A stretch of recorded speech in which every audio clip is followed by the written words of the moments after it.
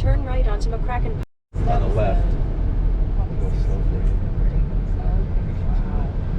Boy, people line up there for their pictures, their photographs. Yeah. Yeah, this is really something here. I do. I mean, there's Yeah. nothing here. I'd love to go inside someone's building. It was a place where, yeah, it said in that, when you get on their website, he said if you know any politicians, contact him.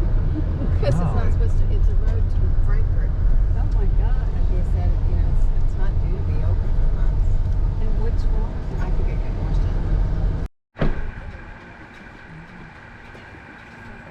Well, this is malt whiskey. That means it has to be at least 51% malted barley. It's actually 100%, but it has to be at least 51.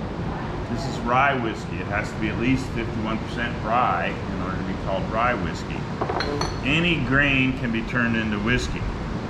Okay, whiskey is just a distilled spirit made from grain. Period. In the United States, every whiskey other than bourbon has the primary grain in its name. Rye whiskey, wheat whiskey, malt whiskey, oak whiskey, etc. Okay. Now, why is that? Because there is a product called corn whiskey. Okay. To separate corn whiskey from bourbon whiskey, corn whiskey must be at least 80% corn, and it can't be stored in a new or used charred barrel. Okay. It's stored in. Uncharred. Now, it gets a little twisted, but when you get into straight corn whiskey, which is a 2-year-old corn whiskey, then it says must be stored in a new charred oak container. So the laws around whiskey are all over the place. Now you guys can sip that anytime. You guys know the rules. What are you doing? Okay. Can't put coloring or flavoring in any of the primary whiskeys. Now there's where it's trouble. Whiskey is a long category. It goes on for 3 pages in the book. Okay. Vodka, for instance, is a single line. Right? Has one rule and one rule only. All the other whiskeys have 6 or 7 individual rules. Okay? So, vodka can be distilled from anything. If it'll ferment, you can turn it into vodka.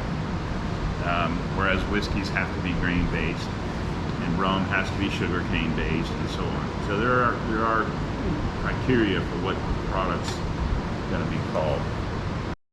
The other word is by, and then a name. Any difference, 100% of the time. John did yesterday. Pulled 3 samples from 3 different barrels of OCD. Okay? I promise you that if I poured all 3 of those samples to everybody here, I'd get votes on all 3 of which one they like the best.